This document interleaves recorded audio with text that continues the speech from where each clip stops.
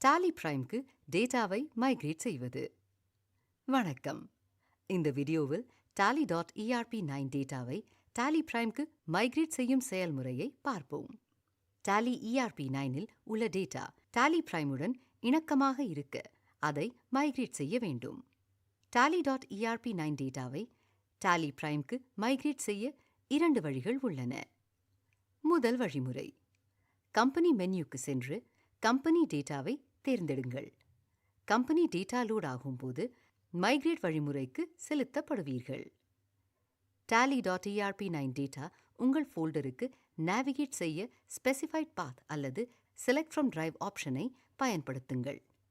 TallyPrime தேர்ந்தெடுக்கப்பட்ட ஃபோல்டரில் இருக்கும் கம்பெனிஸின் data வகையை படித்து கம்பெனி பெயருடன் மைக்ரேஷன் ரிக்வயர்ட் என்ற ஸ்டேட்டஸ் காண்பிப்பதன் மூலம் எந்த கம்பெனிஸ் மைக்ரேட் செய்ய வேண்டும் என்பதை நீங்கள் அடையாளம் காண உதவும்.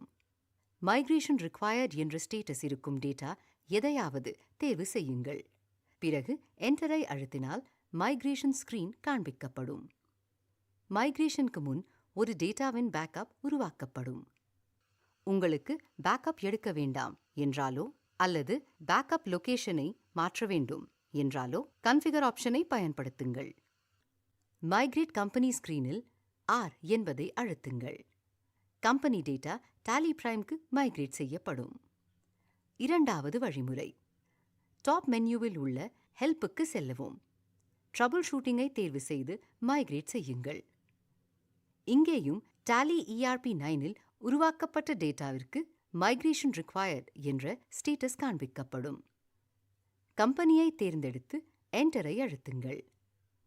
மைக்ரேட் செய்ய மைக்ரேட் என்பதை கிளிக் செய்யுங்கள் அல்லது R-ஐ அழுத்துங்கள்.